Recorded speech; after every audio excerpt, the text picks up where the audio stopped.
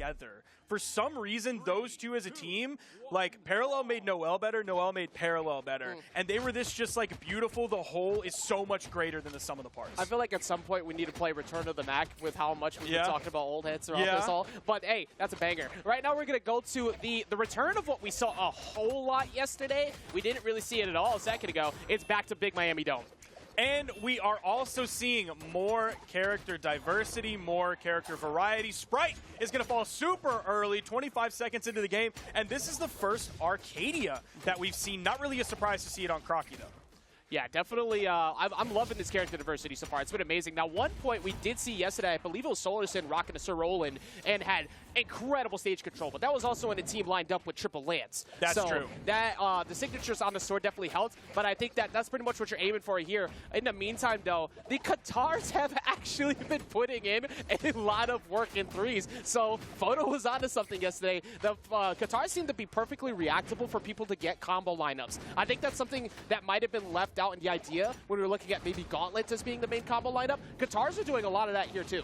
I mean, if you're looking at like what Qatars can excel at, it's a lot to those other similarly hitting weapons that are really, really fast with low startup, low damage as well. You're trying to get those strings, you're trying to get dodges burned so you can go to town. In 3v3, people are much more likely to use their dodge to avoid any of the million things that are going on at any one moment, which gives Qatars some free reign to go in. And we've already seen that again. This is the second set of the day. We're already seeing another Qatar player. Yeah, my goodness. What incredible play over on the right-hand side there by Sprite. Sprite's, even though he's taking quite a bit of damage, he's always in the fray, which is kind of what you want from Dulcim in the first place anyways. You need that axe to be in the middle of everything. But he's gotten so much reward. He got 2 stocks already since being put deep in the red on stock 2. Wilson doing a very good job of staying grounded here, not taking too much damage. He's, in fact, the least damaged in this game so far, and he's on his second stock, so he's in a pretty good spot. Parallel does have to be a little bit careful, but at least Sprite is going to fall. If you're a red team fan, Parallel is going to fall. So even though it is 5 stocks to 4, now it's 4 stocks to 4, Glue has to be careful. That was good on Glue too, because Parallel used so much resources to go get Sprite that as soon as that recovery was finally burned, oh, that's a free whiff punish. But like you said, Glue, deep in the red, needs to be careful. Did not get hit off of deal recovery, because I think that Wilson was actually on top of SillyGobi for a second there and couldn't afford to go for the recovery. Didn't want to accidentally get some damage on a teammate. Crockie grabbing a signature KO from the middle of the stage. Didn't even need to be that close to the blast zone on that one. Crockie, of course, a long-time Spear player. So the swap to Arcadia was not a surprise whatsoever when she originally came out. Glue is going to fall here. SillyGobi is definitely a target to be taken out of the game. Same thing goes for Parallel. Glue was looking for it. Almost grabbed the recovery off of the bounce. Wilson is going to throw out a neutral light. Not too bad, at least in terms of damage, but it did leave for a follow-up opportunity.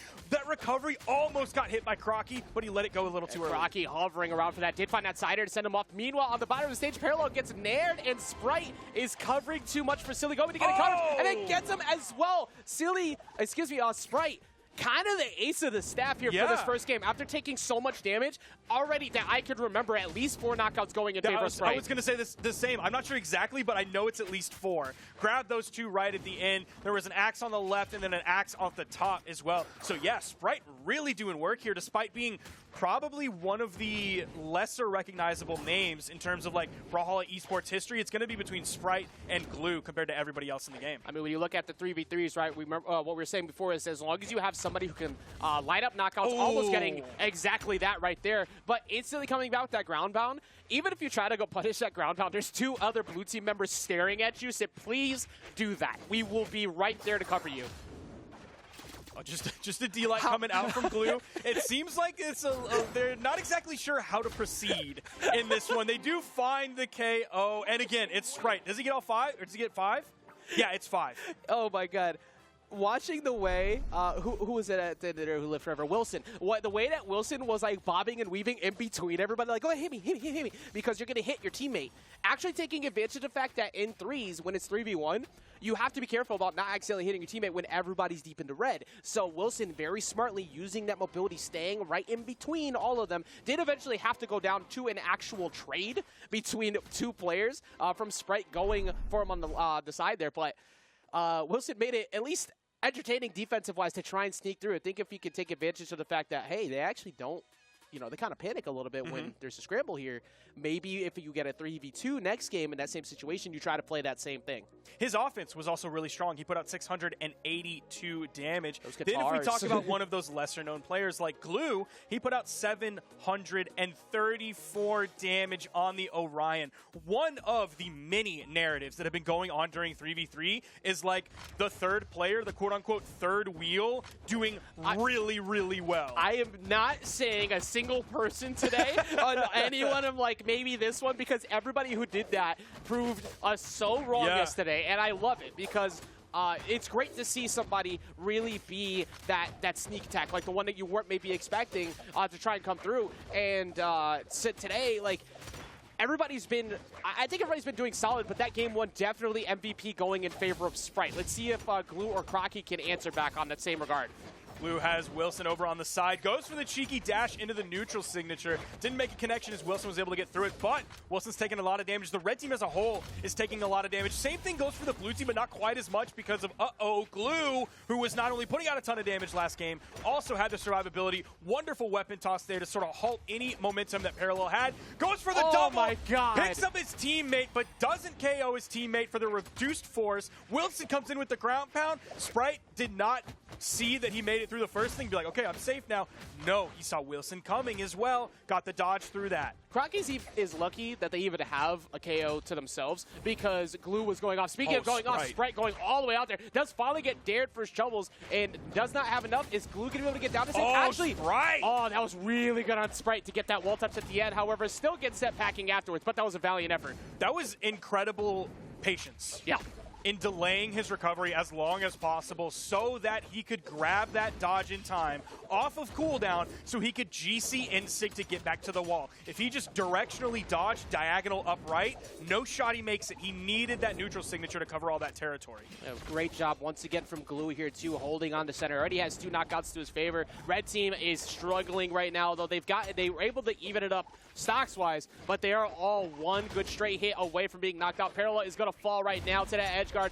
So is, actually, no, not yet, but there's so much you have to watch out for. Another one of those siders could take him out. Oh, SillyGobi is done, brother. You saw that charging up, and that's the thing, is you don't even have to see it. You can hear it coming. Even with everything going on, you hear it, you're like, uh-oh, it's coming, baby. Doom and is here impending. comes the punish, man. I'm loving the way that the blue team has been capitalizing off stage. They get their damage on. Mostly, you know, something we were curious about with Greatsword, right? Is Greatsword is probably going to be that main control on center because you just have to respect Greatsword when there's multiple bodies who are looking at other targets that you might get hit. But it's actually been Crockie's spear along with Glue's spear that have completely controlled center, and Red has not had an answer for it. Yeah, when you brought up Greatsword, I was about to say, wait, has he even really played it? I haven't even noticed it. Was some in game one, but it's only been the spear so far. That's what I was expecting to see out of the Arcadia here, but it has not mattered. And also the range on Arcadia's signatures have been just as dangerous as that spear desig from Glue, which I'm still surprised we're not seeing more people rocking Orion here in threes because that has been so... There it is right there. Unfortunately, Crockie learning at the same time. Glue out there saying, oh, you want some smoke too? I'll give it to you, Crockie. Here you go. We're in the lead. It's okay. Everything's fine. It's the 3v2.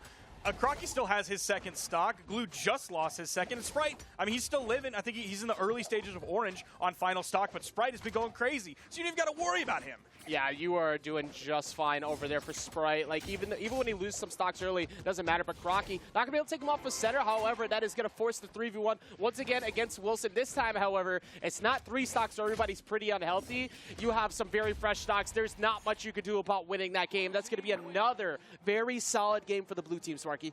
Now, this one has damage numbers kind of split up a little bit more. Glue's not going absolutely bonkers here. It was high 400s to mid 500s. So nice sharing of the work, but we still know that Glue can go crazy on the damage. We also know that Sprite can go crazy on the KOs. Yeah, and 5 knockouts that time for Glue. That early start. Like we were saying, when I saw Crockie even get one, it's because Crockie did one and was like, hey, I'm going to take that knockout. Like, I want to take this one. Because that could have easily been all 6 going to Glue the way that he was playing that that game. But that is right after Sprite, like you said, just had an incredible game before that. And then Glue does it because they're too focused on trying to deal with Sprite this time. That means you have had no answers. The doubling up at least one. You haven't been able to set up the double up, try and stop them from sinking the threes because they just passed the ball to someone else who still keeps sinking the threes. And it's now 2-0 from this incredible team play that's been going on from Crockie, Glue, and Sprite. Their team comp is really strong. Yep. The characters they're playing individually on an individual player-by-player basis. Incredible work from everybody all on this blue team. We're probably going to see some character swaps. I know we are waiting to see who... My old eyes. I'm 31 now. Parallel. We're going to see who Parallel is going to play. Of course, we still have Gobi on the roll, and we still have Wilson on the Asuri. We're waiting to see who Parallel is playing. Old head proof right there. Show us the character selection screen, please. For favor. Okay, I guess we could also... Stream me avatar. Stream me avatar. That is old head proof right there. If you have that, you qualify for the senior citizen discount. And if you have like the even before that, the Stream Me Legends. Oh, there it is. I don't know who's that. I'll let you point to that one. If right you have the like Stream Me before that one, the Legend series, then you get like the double senior citizen discount. Oh, it's gone. That's just when you're like the oldest person on the planet, and it's like, oh, Gladys just celebrated her 109th birthday, and what's the secret?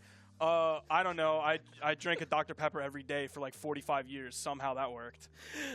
That's going to be Duke when he turns 109. Look, as long as you have a threes with Agatha, then you're doing just fine. Okay. But we're going to be going to what is probably Gladys' home right here. We have Blackguard Keep. No more of the close range battle. I think that was kind of heavily skewed in favor of the blue team when everybody was scrambling in center. Red team hoping to get something out of these soft platforms on the right. However, it has been entirely Glue riding through everyone. Who switched off there? I don't think we saw any swaps. Did we not see any swaps? I think Parallel coming back in with the brand. That's right. I've seen so minimal of SillyGobi's Lance that I actually forgot that he even had one. It's only been Sword so far, but I've just been mesmerized by Glue's Lance. I feel like every time I hear it flying around and making hit after hit, like it's Glue's Lance. But I'm definitely going to look at some SillyGobi this game to see. SillyGobi, of course, being an old head, one of my favorite players of all time, had one heck of a run at Low Tier City years and years ago, but Sprite might end this first stock run. Oh, that soft platform came down at the perfect time. That literally could not have asked for a better moment for you to get saved there. And because of that, that could have been a stock in favor of the red team. Instead, we see many falling, including a double KO for SillyGobi. Okay, Gobi coming out here, showing it up big when they're down 0-2. This is that clutch moment that they need. Gobi trying to find his way in. Crockie over on the right side. That gave SillyGobi a little bit of room to rotate around, figure out exactly how he wanted to make his way in. Yeah, you can see blue team, yeah, there we go. Finally, the stray hits there. That was actually really smart, too, because you're fading in from center. If you're Crockie right there, it's like, look, there's both SillyGobi here and Wilson. They're probably going to try to pressure me, so that sider made so much sense to cover that range, and SillyGobi was right there, walked right into it. The biggest outlier here in terms of damage is definitely Wilson, who's, so close to being taken off the top. They can put out this damage on Glue. That would be huge. Yo, the ground pound from Gobi? Ooh, look at Parallel over on the side. Wait a minute, trying to pressure, but does, in fact, end up falling. Wilson going out there to try and help Parallel after that deep edge guard. And that soft platform not doing many favors to try and save him. And another one falls. Sprite. It's like Sprite chooses to, like, after he's fizzled out, it's like, okay, the bottle's opened. Now the bubbles are gone. Now I'm going to play. I am better as flat soda. Because he gets that's disgusting. Gets so many stocks after the first one falls. That's the worst thing I've ever heard. I sincerely hope that no one exists in the world that's like that, because that's Fortunately, I actually know two people off the top of my head. Jail. One of them is family, and I wish that I could fix them, but I can't. You can't pick family. Yeah, you're right. You can't pick family at the end of the day. Oh, dude, this game has just all of a sudden fallen apart for the red team. Like, Gobi was doing a fantastic job of surviving. Then all of a sudden, second stock came around, and that just fell apart. He was taken off of that second stock so quickly. Now in the red on his final.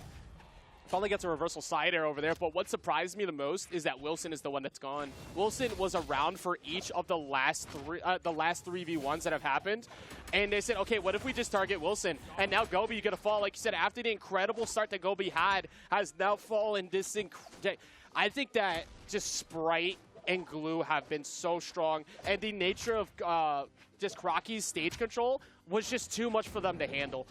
Crockie is like existing in the right amount. Yeah. Right? Like nothing crazy is happening from Crockie. He's not like the MVP. He's not necessarily the greatest playmaker on this team, but he's existing the exact right amount to support his team and do well, which is a skill. Yeah, like you need, like we were saying before, you need at least one person to force everyone towards those people who are going to get the knockouts. And actually, funny enough, it was Crockie who got 4 knockouts that game. Oh, let's go, Crockie. Yeah, just enough pressure from center. Oh, he did damage too. What? Yeah, like at first, I saw the side air earlier, but because of how solid Glue was like pressuring people off stage, I didn't even realize a couple of those knockouts are coming from Crockie and center. So every single game, there was a new knockout leader for the blue team. And he did 638 damage too. So it's not like he let his team get the opponent all the way to red. It's not like he let them knock and then he goes in for